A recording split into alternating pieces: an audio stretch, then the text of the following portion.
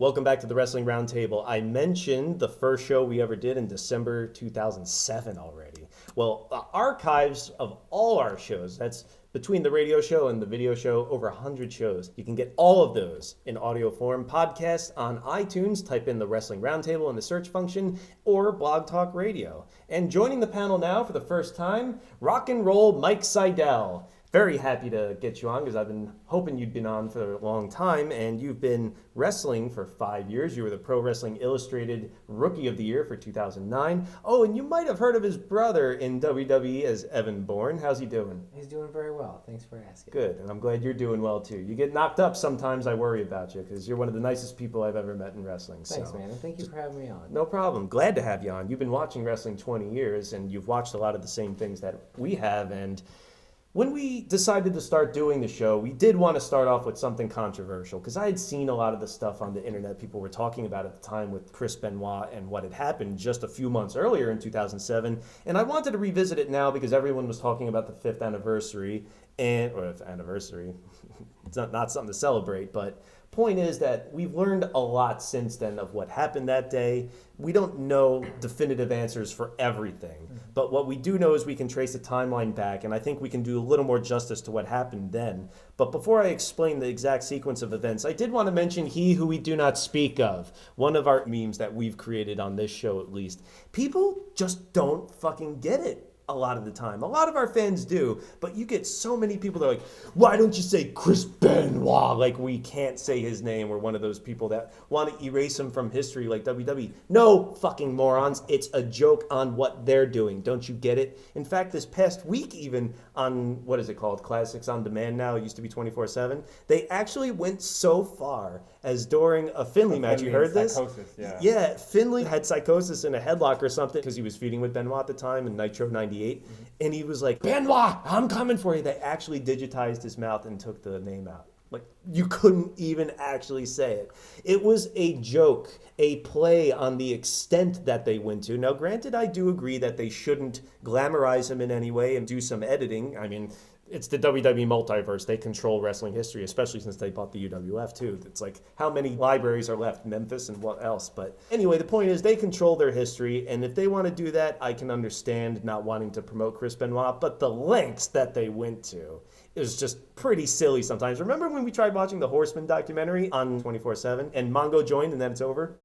Like, come on. It's a little silly the lengths they go to. It's a play on that, morons. Get with the program, and I'm not stopping it. Still He Who We Do Not Speak Of. But for the sake of this conversation, I won't be saying it every time, and neither will anybody else. We'll say the name Chris Benoit, and it's not a victory for you either. So anyway, the sequence of events goes that it was Friday, June 22nd. We know that he came home, took himself off the road, and eventually killed his wife, Nancy, strangled her in a bedroom on the other side of the house from where Daniel was.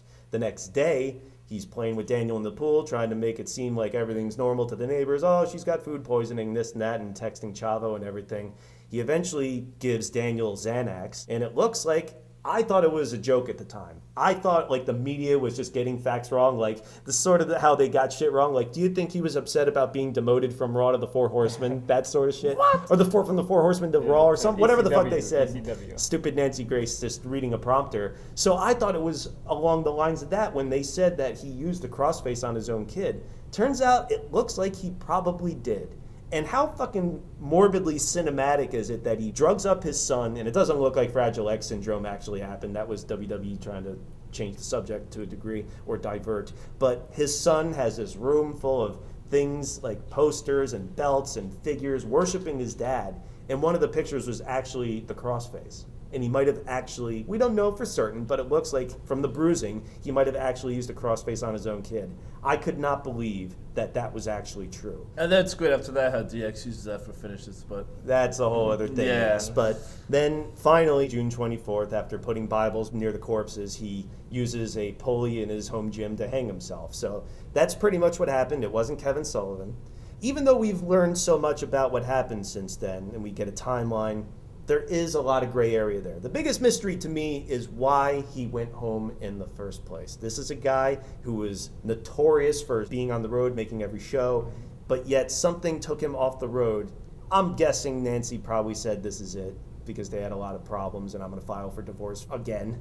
But something took him off the road and made him go home and kill his wife. That's the biggest mystery to me. But of all the different factors that have gone into what went through his head and maybe justifying what he did to a degree or coming up with theories, what do you think happened that weekend? What went on? What were some of the factors? I'm not particularly sure. I think Nancy might have had something to do with it, but I think over the course of time that played out, I think abusing his body, I think his body was kind of beat down. All the shots that he's taken to the head, I do think the concussions and whatnot had a big thing to do with it. And also the icing on the cake to me was Eddie Guerrero's death. Because I think after Eddie died, that's when everybody started to notice that he started to get mentally ill. Yeah, but I mean, there were a lot of friends of his dying, people that were close to him, Johnny Grunge, Black Cat, a lot of people that he was friends with had died. And yeah, that time period, yeah, well, yes, over a long period of time too, Davey, etc. But especially in that time period, shit was just like a lethal cocktail of stuff going on. But what people always get upset about, which I find amazing, is when they cry about the media said it was roid rage, media steroids. I understand what they're trying to say about concussions and everything, but I'm looking at it like the media doesn't even get shit right about what they know, let alone something about wrestling which they know nothing about. And I also think the fact that he had a 10-to-1 testosterone to epitestosterone ratio in his body when he died fooled the wellness policy. I mean, Overeem got a 14-to-1 and got suspended. And this is a guy who's like 5 foot whatever and naturally 150 pounds, never stopped cycling, did steroids for 20 years. It was carrying around all that fucking weight. I don't think necessarily it was the factor, but I don't think you can dismiss it altogether along with all the other drugs they found in his home, like Xanax and Percocets and Somas, etc. So what do you think about the drug aspect of it? In terms of the media sensation, I think mistake number one is to have any expectation of decency or journalistic standards from American media. Of course. It's really just entertainment. Don't ever take it for anything more than that, especially televised media. They call it the media circus for a reason. Yeah, Yep. you mentioned Nancy Grace earlier. I mean, it's just, she's disgraceful. She's disgraceful, right? I think she also looks like a buzzard. I'd still fuck her, but she looks like a buzzard. Yeah, she resembles a buzzard, a vulture maybe. In terms of the drugs, yeah, I'm not an expert, but I don't think you can discount any of the drugs that were in his system as a factor that would contribute to the deaths. But I think that not enough people focus on the importance of concussions and what they can do to a person's behavior, especially multiple concussions going undiagnosed. I would recommend to people who are interested in maybe having a little bit more insight on Chris Benoit and those martyrs to read Chris Nowinski's book, which is called Head Games, which discusses in depth the varying degrees of concussions and the effects they can have on people. And really probably the first book that's been written on that subject. It's very, very informative. Obviously, he's an intelligent person, graduated from Harvard University. So it's an authoritative book, I think, on concussions and especially what we call second impact syndrome, which is where you've got one concussion which goes undiagnosed or untreated, and before it can be healed, you have a second concussion, which makes the ill effects of the concussions multiply exponentially. Yeah. That's what happened with Bret Hart, and really what happened with Chris Nowinski. It was a series of concussions, and that's why this is his cause. This is why he started his research institute to look at wrestlers' brains, if they want to donate it, and I think wrestlers are becoming much more aware of it. Of all the things to come out of the Benoit murders, I think if there is a positive in this at all, I do think that being more sensitive to concussions and head trauma, like CTE, chronic traumatic encephalopathy, that's something good to look at, this post-concussion syndrome, because, I mean, we were just watching Mick Foley and Mil Mascaris at Clash of the Champions, and he's taking nesty plunges and cracking his head on the concrete, and now it's like not even comfortable to watch that sort of stuff. And when we talk about guys suffering from depression, Junior Sal, is that how you pronounce the name? Junior Sal was the football player who just committed suicide, and of course NFL is a big thing to do with this too, in terms of guys accumulate these concussions, they start showing signs of depression, personality changes and everything. Well, we've heard it referred to with Test and how he died. He was showing personality changes later on. I don't know why people don't bring up Mike Awesome more.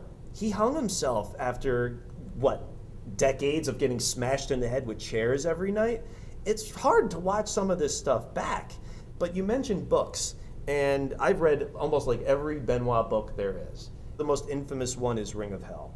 And that gets vilified because, you use shoot interviews and wrestlers exaggerate stuff and it's just shitting on wrestling or whatever. Kind of trying to protect wrestling in a way. But I think a lot of in there was probably true. And even if it wasn't, don't you think it also brings up, okay, we were talking about drugs, how much of maybe a little, if not overriding factor like concussions were. But what about personality? Because I think we can get that from this book too, because he seemed kind of like a fringe personality in the first place. Like, his parents were worried about him when he was a kid because he was so quiet. People were always saying, I'm trying to make a connection with him, but then he'll ask for my number, never call me. We know in 2003, Nancy filed for divorce. She was afraid. Don't know if he actually hit her. There was allegations of domestic violence. Don't know if he actually did it or threatened with it. He also had a DUI arrest in September 98, which we only found out after the fact. And that was related to that too. So do you think that her being so afraid of Chris Benoit, some of the times, I mean, a lot of the wrestlers do defend him that he was always in love with his family, talking about them, blah, blah, blah, but we didn't go home with him, so we don't know what happened behind closed doors. But do you think maybe personality can be looked at even before all these other factors like concussions came about? Absolutely. Nancy being afraid of him is pretty justified. Reading that book too, I read it. It kind of made me look at wrestling in a different light as far as the training goes. In the book, they really talked about how he went to Japan and how he idolized Dynamite Kid and how he wanted to grow up and have that same intense wrestling style and same very real impact that Dynamite had. And he turned out to be an outstanding individual too. Yeah, exactly. Not the guy that I would try to model my life after. But yeah, even in Japan, the kind of training that they would do, it's almost very militant way of training. The way they would just headlock you just to give you cauliflower ear as a sign of respect and hard work. And I think that would change someone's personality too. And then coming to WCW and ECW, putting his body through all this punishment night in and night out. And he was a guy that never really slacked in the ring. Didn't matter who his opponent was, he'd always have that same intensity. As far as his personality-wise and him being quiet, I think it's the people that don't really show emotion that you have to kind of fear most, because you never know what they're holding in. He's obviously not someone who wears his heart on his sleeve, except some moments. I can't think of anything else besides WrestleMania 20. But yeah, him being quiet is just a sign that there's always something else there, and he let it out in his own way. Right, and like I said, all the wrestlers' accounts from friends and people who knew him were that he loved his family and seemed pretty happy a lot of the time. I mean, people said the same thing about John Wayne Gacy.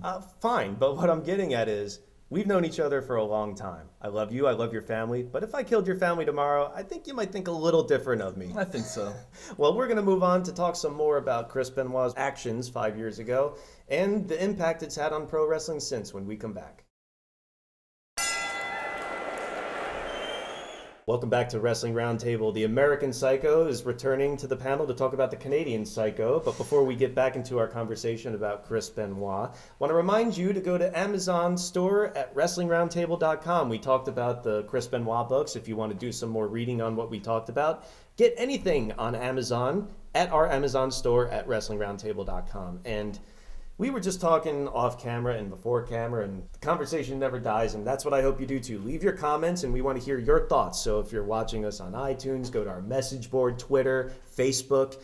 Just share your thoughts wherever you are. Share, rate, comment, and subscribe, because every time this comes up, it always goes on and on. This is a still very touchy subject. People have very strong opinions about it. And of course, I do, if you've watched the show, as you know.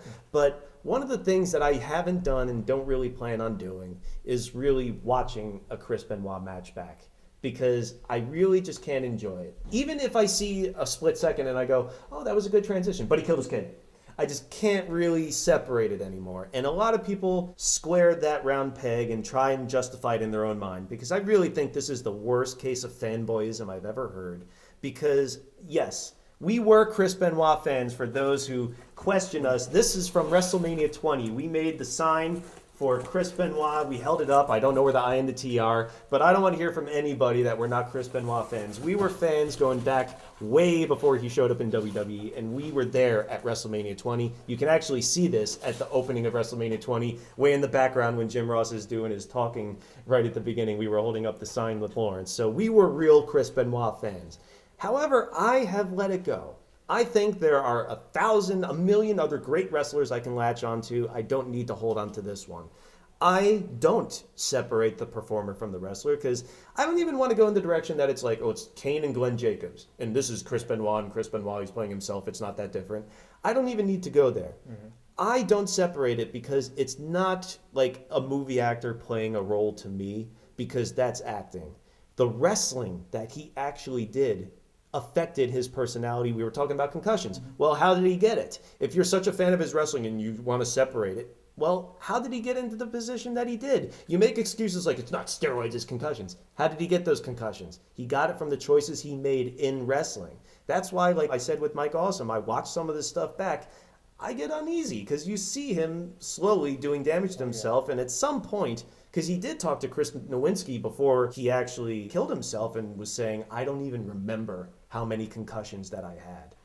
To me, at some point, you have to take responsibility for your own body, for being take care of yourself. Right. If you've got a family, you're a father, you're a provider, you need to go to someone. And he did at one point, I think, get some time off. He had some sort of rehabilitation. Right. So I can't remember when exactly it was. If I'm being unfair, because this is before we knew more about concussions and whatnot, go right ahead. But I'm just saying at some point, there's got to be some responsibility there, even if he did suffer from brain damage and become an 80-year-old brain suffering from dementia that liquefied after he hung himself, sort of stuff. So can you separate the performer from the wrestler? Like I can't. That's the only thing that I've been able to do, is separate Benoit the wrestler from the man who committed those horrendous acts. I can sit through, I could pop in a DVD and watch Benoit wrestle Angle or Benoit wrestle Jericho or Guerrero, and I can still enjoy the match. But after the match, then I kind of tend to reflect a little bit on what he did, but I watch it more for the entertainment aspect, although I know what he was doing, like you were saying, probably messed him up in the long run. But I still respect what he did in the ring, and I still think of him as a high-end performer. But yeah, even though all of that kind of messed up his life in the end. Well, I'm glad you came on, because I'm very curious to hear a wrestler's perspective about this, because you and I have been in the building where, let's say it's Kevin Steen in Toronto, he puts on a crossface, Benoit, and I'm really wondering what the message is there, because we were just talking about how not even a year later, Triple H and Shawn Michaels, if you watched the first season of this show, you know this was a very sore point for me, started doing the crossface and getting Benoit chants and stuff, and I really didn't agree with that at all, because it seems to me there's 1,000 wrestling moves, think of a different one. Do your fucking Indian Deathlock Triple H that you like doing. But point is, they were doing it, I don't know why. You don't know what the intention was with those two. But it definitely seemed like it was glamorizing what happened, and I get really pissed when people are like, R.I.P. Chris Benoit. It's never R.I.P. Nancy and Daniel, the victims. They keep wanting to do this fanboy worship for him. So how does the wrestler's perspective think on this? Because does this come up? Are there conversations about it? Are guys defending it? I haven't discussed it with a whole lot of people in Variety about Chris Benoit and how everyone as a whole feels about whether using his move on a show and getting, those chants, for instance, like you're talking about. I was a Benoit fan. I watched. I think we all were. All were. I think the majority of us were. I stopped watching his matches after that special that they did. And then it was up until maybe a few months ago, like, you know what? He had matches I wanted to see. I want to watch back something. I did get an eerie feeling, but it was like, wow, I enjoyed watching him, but I still look at him like, you killed your family. You can't get it out of your mind. It's hard to get out of your mind. And I'll go back. Like you said, I can still enjoy those matches and still learn things. I take that away from it. But then I don't go back and go, you know what? Chris Benoit, he's a great man still. No, he's still the asshole that killed his family. Despite the fact that he may have been a great in-ring performer, a great wrestler, great technician, you can't justify that and still say, rest in peace, Chris Benoit, we love you. You killed your family. You're a piece of shit. But they keep arguing that's got nothing to do with the performer, when By all means, I've that's said the about case. concussions, I don't think it does. If people really, truly cared about Chris Benoit as a whole, or the situation as a whole, they would look at the fact that he didn't take care of himself. He had the opportunities to go out there and take time off. He was making decent money in WWF. He was making good money. He was the world champion. He always had stuff to do. You should never have to worry about his spot. He was pretty much set in stone. Whether or not he was jumping from one brand to another, he had something to do. Don't be concerned. If you're worried about money, he usually had a 6-figure contract. He could have continued to wrestle for 4 or 5 years more. He Take made a some lot of time good off. Turner money too. Yeah, like you had the opportunity to move on if you wanted to. What was the big fear? That's the biggest concern. Why can't he just sit back and go, you know what? Tone it down. Tone it down. My body's hurting. My body's breaking down. I have all these concussions. Because I could tell you that even, I'm not saying we're clairvoyant enough to know that if he'd kept banging his head, he'd kill his family or anything, but even after he had the neck surgery in 2001 and he came back and would still do the diving headbutts, I, at the time as a fan, was like, what are you doing, man? Just knock it You're off. done for punishment. Yeah. What are you doing to yourself? Yeah, even the one off the cage to Angle. Oh, jeez. I don't think a lot of people go into a Benoit match now to learn what not to do. And I think that's unfortunate. They go to learn some chain wrestling and some cool Japanese And spots. that's good or and all, whatever. too. But don't you think they should take out of it, too? Like, oh, shit, I shouldn't do that. But I shouldn't go out and And hopefully, completely kill myself. I mean, as a wrestler, you want to go out there and have the best match you possibly can. But you also got to realize, especially if you're an independent wrestler and you're wrestling in front of a few hundred people or less than that, you have to pick and choose, like, where are you on the card? What are you really doing? What I'm going to do, is it going to justify my body in the long run? Like, if I dive off the top rope onto the floor, do a diving headbutt or something, is that going to justify it down the line when I'm hurting all the time? hopefully there aren't any independent wrestlers out there, any young guys who actually emanate Benoit, at least his wrestling drive, because he did have a lot of drive that aren't really seen that much in wrestling. This is the intensity that Benoit had. Just from reading in the book, if you feel like he was disappointed in performance, would go in the boiler room and do hundreds of squats by himself. His own worst critic. His own worst critic, and I remember also reading in the book how he was disappointed in the WCW creative and actually threatened to break his own hands on the ring post during a match, rebelling against WCW. Hopefully no one really takes that and say, I'm going to make it my own. About those sorts of judgments. Yes, you may have messed something up in a match. You can go downstairs and you're going belting out 500 squats. Oh well, Okay, there's more to life. There's more to life to it. Hopefully that doesn't completely kill you and it won't kill your push or anything. But you have to take everything as a learning lesson too. And I guess Benoit took everything as like, in my last match, and which is what mentality of a lot of wrestlers, you're only as good as your last match. And so therefore, if you fuck something up, you don't want people looking down upon you about that. And he comes from a time period where people are very hard on themselves. You go to Japan, they're very hard on you. They work your ass off. You have to push yourself, and that's the mentality. He likes that sort of style, and he never once winced away from it. What I got out of the Benoit murders, if nothing else, and I'm glad that we're more aware of the concussions that guys suffer, the wellness policy finally seems to be becoming more legit.